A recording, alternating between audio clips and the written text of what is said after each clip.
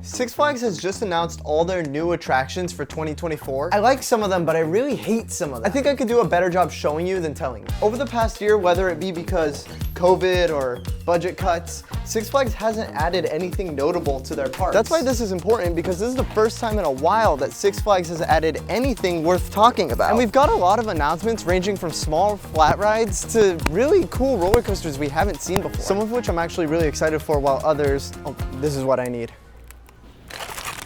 Do you have glue? I think so. I know we want to make flags out of this, but I want to make them like stand up.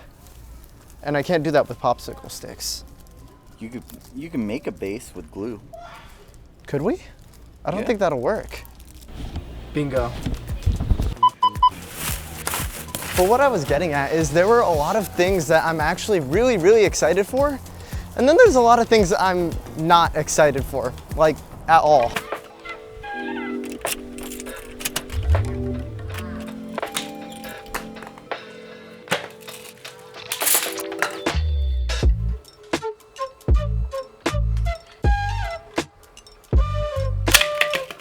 Oh, dude. I need more tape.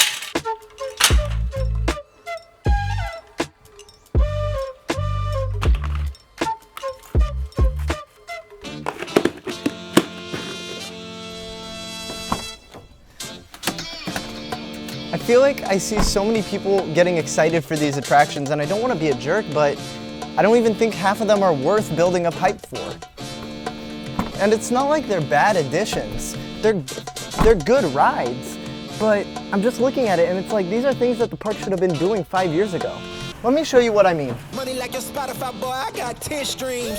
And I'm still looking for more. My people, they got a soar. I'm putting that on the Lord. Ain't accepting, ignore, just kicking down all the doors. Guarantee you, boy, if I ask for it, it's gotta be real big. This is a way I could get my point across much better. So I've placed all these flags at different points on the court. Each of them represents a different Six Flags park. We really didn't come prepared. There's my dad. He's fixing all our flags because the wind keeps on knocking them down. So I'm really far away from the hoop. This is a hard shot to make.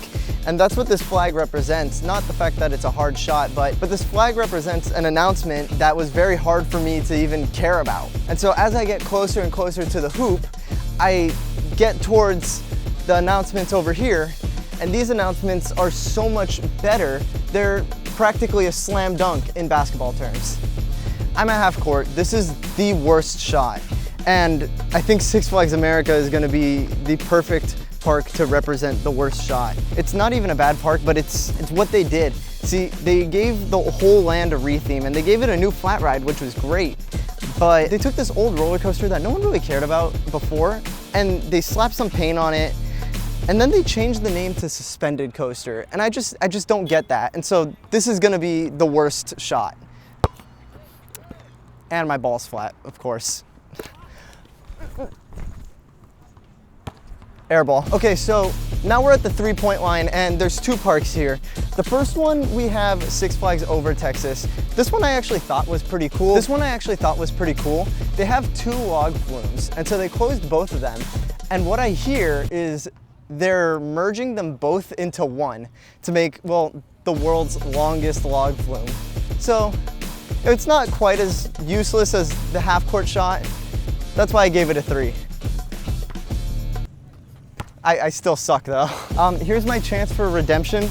This is another Six Flags in Texas. Six Flags Fiesta Texas is getting a whole new land, which is pretty cool. But in that area, they're getting 3 flat rides. They're getting this weird spinny thing, which I've never been able to ride, unfortunately, because it looks kind of cool.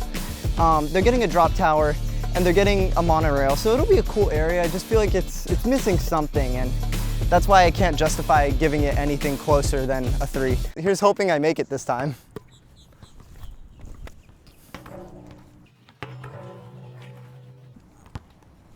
I'm too good. So now we're at the free throw line and there's 2 parks here, but these 2 parks are kind of doing the same exact thing. Actually, they're literally doing the same exact thing. This is Six Flags St. Louis, and right there, Six Flags Great America. See, these parks are just both getting what's called a pendulum ride. I've actually been able to ride one before. They're actually pretty fun rides, but I'm just thinking about what will drive crowds into the park, and this isn't it. Hopefully I could get these free throws. These should be easier as I get closer, but I can't seem to nail it. And I'm sure you're wondering because I made a lot more flags than just these ones. These flags are all on the bench. They didn't get any new additions, including stuff like Six Flags Magic Mountain, which I'm really disappointed about. Okay, I've been missing like everything, but I swear if I miss any of these, I'm gonna be really disappointed in myself. You guys believe I wanted to be a professional basketball player when I was a kid? Six Flags Great Escape, and this is a weird one. Six Flags Great Escape is getting what's called the Bobcat. It's strange to me. This is a wooden family roller coaster. And in most cases, for most theme parks, I wouldn't have an issue with that. But this theme park doesn't have like a big roller coaster. It just has another wooden roller coaster and a couple mid-tier steel coasters. So the Bobcat doesn't really do anything. There's so many people who are so excited about this ride, and the park hasn't gotten a new roller coaster in 19 years. So I mean, good for them for finally getting a roller coaster, but I feel like this is something that should have happened 17 years ago.